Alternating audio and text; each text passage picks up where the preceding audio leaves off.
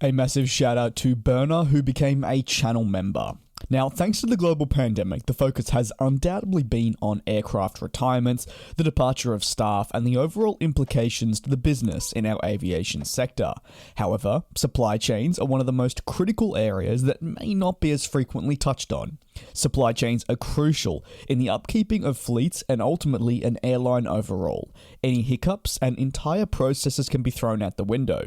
We've seen this quite frequently at your major aircraft manufacturers, being Airbus and Boeing, with supply chain difficulties impacting the production and delivery of aircraft. Why? Because while companies can be centrally located in one country, it doesn't mean that their business solely centers around that said country. It is truly a global operation, and from requiring parts, support, and much more, these companies are in other corners of the globe that were hit hard during a pandemic, with various locations shutting down, staff shortages, and people calling in sick. Now, Indigo has announced that it is being forced to ground 11% of its fleet, which equates to more than 30 planes. Why? Because there's a shortage of engines alongside the spare parts. That means for Indigo, it is no longer possible to continue flying these aircraft for the time being. In a statement, the airline referenced OEM, Original Equipment Manufacturer Partners. They want to minimize the overall impact from the grounding, but note that that can definitely prove difficult. So they'll be working directly with the companies involved in the global distribution crisis, including your engine manufacturers, to try and figure out ways to get their planes flying once again, hopefully as soon as possible, but also in the safest manner. With over 1,000 daily flights, Indigo plays an integral role in the Indian aviation sector, with a heightened focus on domestic needs, so they'll definitely be feeling it, having removed now 11% of their fleet from service. Focus on fixing and rebuilding supply chains has actually been of a heightened importance and also discussion. It was one of the most significant talking points during this year's 2022 Farnborough Air Show, away from the usual buzz of aircraft developments, orders, and such.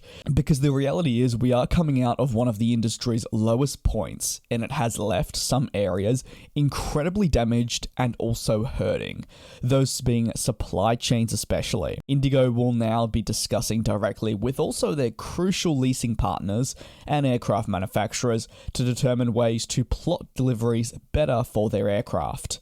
While they don't necessarily see a need to slow down their network growth as demand levels continue to rise, the challenge comes purely from being able to field an adequate fleet to help cope with the said demand.